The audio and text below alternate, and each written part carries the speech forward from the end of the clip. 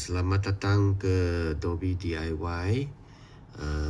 Kalau you ada masalah gunakan mesin ataupun you ada masalah bila mesin jalan separuh ada error ataupun misalnya coin changer ada problem, you tengok dulu sama ada masalah anda disenarai dalam QR list yang kami ada dekat pintu.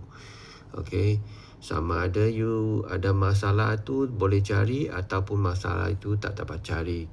Kalau masalah itu sudah tersenarai dalam QR list, you gunakan handphone anda, scan QR itu untuk tapakan video. Kami akan telah sediakan video untuk guide anda macam mana nak settlekan masalah tu. You ikut arahan dalam video saja. Kalau masalah itu settle, you teruskan. Kalau misalnya masalah itu tak ada dalam senarai QR list, ada dua pilihan. Satu pilihan ialah kalau masalah berlaku itu ialah siang, maksudnya 9 pagi sampai 7 petang, kami ada orang care line akan terima telefon anda. You boleh telefon, kemudian terus bercakap dengan orang yang bertugas. Jadi harap-harap masalah akan disettlekan. Kalau misalnya waktu malam, masa care line kami tak ada orang yang jaga, jadi you kena message ataupun WhatsApp.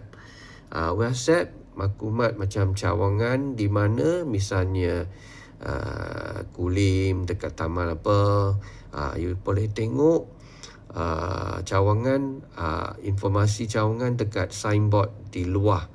Okey, catatkan cawangan, nombor mesin, misalnya washer nombor 1, nombor 2 ada nombor dekat mesin. Kemudian terangkan masalah seberapa detail yang boleh. Kalau ada gambar, tangkap gambar. Kalau ada video, tangkap video.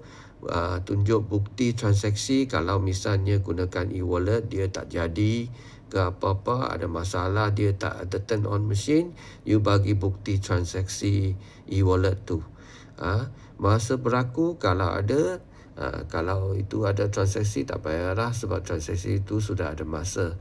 Kalau tak ada, you letakkan masa, you bagi QR untuk bank account ataupun